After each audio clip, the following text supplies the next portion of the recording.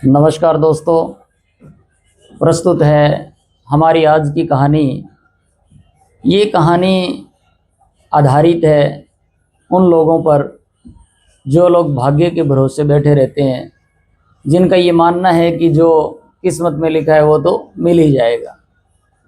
तो ये कहानी है उस समय की जब हमारे देश के अंदर बुद्ध की बड़ी प्रतिष्ठा थी और उनका धम बहुत ज़ोर शोर से चल रहा था।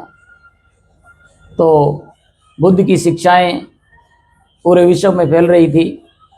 एक बार एक व्यक्ति ने सोचा कि क्यों ना मैं दीक्षा ले लूं, और वो व्यक्ति जाकर के बुद्ध से दीक्षित हो गया, संन्यास्त हो गया और बुद्ध की शिक्षाओं का प्रचार करने के लिए अपना आगे का जीवन बिताने के लिए चल पड़ा।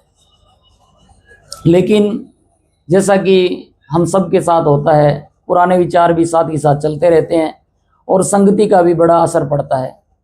उसने बहुत से लोगों से सुना कि जो भाग्य में लिखा है वो मिल जाएगा, जो किस्मत में लिखा है मिल जाएगा, जो होना है वो तो होकर ही रहेगा, तो हम कुछ करें ही क्यों। साथ ही साथ कुछ दोस्तों ने ये दोहा भी सुना दिया कि अजगर करे ना चाकरी, पंछी करे ना काम, दास मलूका कह गए सबके दाता राम। कि मलूकदास जी ने ये कहा है कि क्या अजगर कोई किसी की नौकरी करता है या पक्षी कोई काम करते हैं, लेकिन फिर भी वो अपना जीवन जीते हैं। ये सब विचार करते करते वो एक जंगल में से गुजर रहा था। तभी उसने देखा कि एक शेर आ रहा है, और उस शेर को देख करके वो डर गया और बचने के लिए एक पेड़ पर चढ़ गया। और पेड़ पर बैठा देखता है कि तभी एक हिरन वहाँ से गुजर रहा था।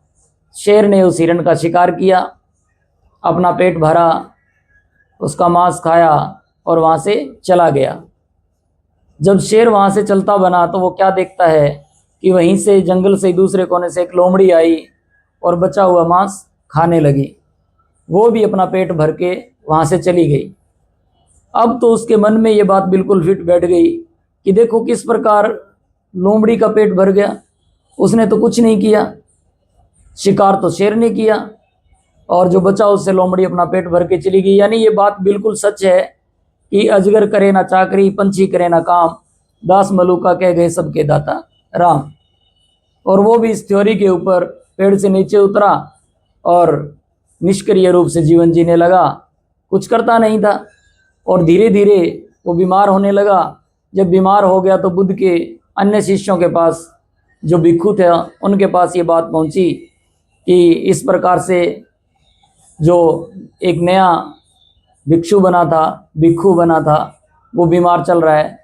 उन्होंने जाकर के बुद्ध को ये सूचना दी कि भंते, कुछ दिन पहले एक व्यक्ति आपसे दीक्षित होकर गया था और आजकल बीमार चल रहा है, तो क्यों ना उसकी सार संभाल लेने के लिए चलें। बुद्ध जब अपने शिष्यों के साथ उस व्यक्ति के पास पहुँचे तो बुद्ध ने उससे हालचाल जाना और उसके बाद पूछा कि ऐसा कैसे हुआ, क्योंकि बुद्ध की शिक्षाएं तो जीवन को सरल, सुंदर, उत्साहित और सकारात्मक बनाने के लिए हैं। ऐसा उसमें कुछ नहीं है जिससे कि व्यक्ति निष्क्रिय हो जाए और बीमार हो जाए। तो उस व्यक्ति ने वो सारी घटना सुना डाली। इस प्रकार मैं जंगल में गया और मैंने वहाँ देखा था, शेर देखा, उसने हिरण का शिकार किया, बचा हुआ शिकार लोमड़ी ने जो बचा हुआ मांस था उसका सेवन किया। और मलूकदास जी की ये पंक्तियाँ मेरे दिमाग में आई कि अजगर करे ना चाकरी, पंछी करे ना काम, दास मलूका कह गए सबके दाता राम। और इस प्रकार से मैंने काम करना छोड़ दिया और निष्क्रिय होकर के बैठ गया। इसकी परिणति ये हुई। ये सब सुन करके बुद्ध को बड़ा आश्चर्य हुआ और बुद्ध को हंसी भी आई मन के अंदर कि व्यक्ति किस प्रकार से अपनी तुलना करता है। तो बुद्ध ने उसको कहा कि भले मानस, जब आपके पास चुनाव था, जब आपके पास अपने मन में चुनने का मौका था, चुनना ही था, तो अपने आप को शेर की जगह चुनते, अपने आप को शेर मानते। आपने अपने आप को लोमड़ी क्यों माना? क्योंकि वो व्यक्ति तो लोमड़ी मान चुका था ना। उसने यही ऑप्शन चुना कि जब शेर खा करके गया, बचा हुआ लोमड़ी को मिल गया, उसका पेट भर गया, तो उसने अपने आप को लोमड़ी की जगह रखा था। तो बुद्ध ने कहा कि जब चुनाव का ही मौका था तो अपने आप को शेर मानते, कि तुम जो पुरुषार्थ करो, तुम जो कुछ उपलब्ध करो, उसमें से जो बचे, उससे जो व्यक्ति परिश्रम नहीं कर सकता, किसी प्रकार से परिश्रम के योग्य नहीं है, बीमार है या अशक्त है या किसी कोई प्रकार की कमजोरी है, तो उसको वो मिल जाए। तो जो योग्य व्यक्ति है उसको और सुयोग्य बनना चाहिए। जब बात चुनाव की हो तो हमें लोमड़ी और शेर में से शेर को चुनना चाहिए ताकि हम ज्यादा पुरुषार्थ कर सकें। और एक बार ठीक इसी प्रकार का प्रश्न एक व्यक्ति ने स्वामी विवेकानंद से पूछा था कि स्वामी जी, ऐसा सुनने में आया है कि जो भाग्य में लिखा है, जो प्रारब्ध में लिखा है, वो हमें मिलकर के रहेगा, वो तो मिलना ही मिलना है, फिर हम कर्म करें ही क्यों?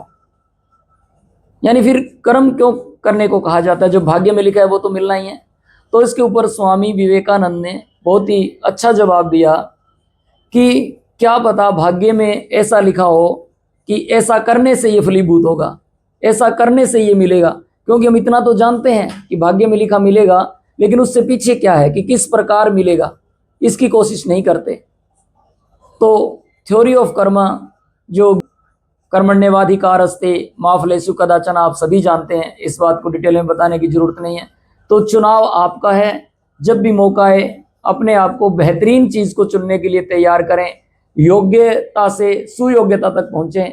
और अपने आप को लोमड़ी और शेर में से चुनना है तो अपने आप को शेर चुने, ताकि आपके पुरुषार्थ से उपलब्ध जो हुआ उसमें से बचा हुआ दूसरे लोगों को, असक्त लोगों को मिल सके। धन्यवाद, थैंक यू।